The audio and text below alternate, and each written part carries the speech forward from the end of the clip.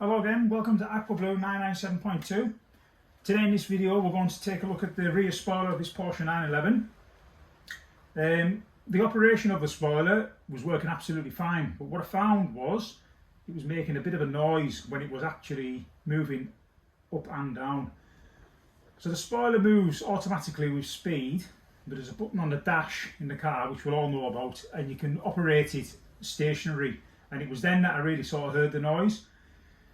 So I thought I'd take a further look myself. So I popped the boot and I got somebody to sit in the car. You can actuate the spoiler whilst the lid's raised as well, which kind of helped the diagnosis. And I honed in on the noise around this plastic chamber here. So it's like a two-piece chamber, and the outer rib, there's a metal rod that slides up and down as the spoiler's raised and lowered. I kind of thought the noise was coming from in there. And then I noticed that there's two small holes, one on either side. Now, I thought they drain holes if there's a little bit of water gets in there, but the fit's that tight. I wasn't too sure that you'd ever get any water in there.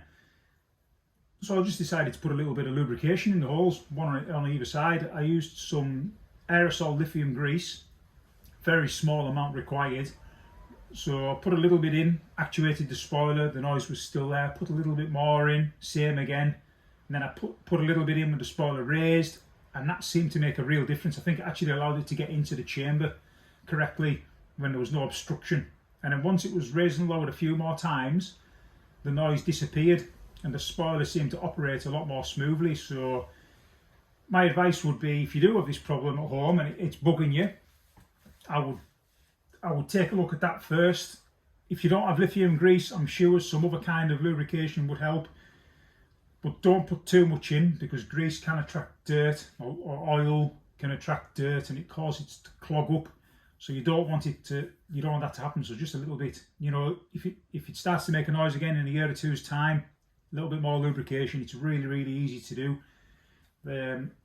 I'll probably do that before doing anything else. The motor mechanism's under here, full of cogs and all sorts. I can't imagine that ever kind of failing. I think they are lubricated with lithium grease. Should last a long time. For really what it does, there's no load on the system.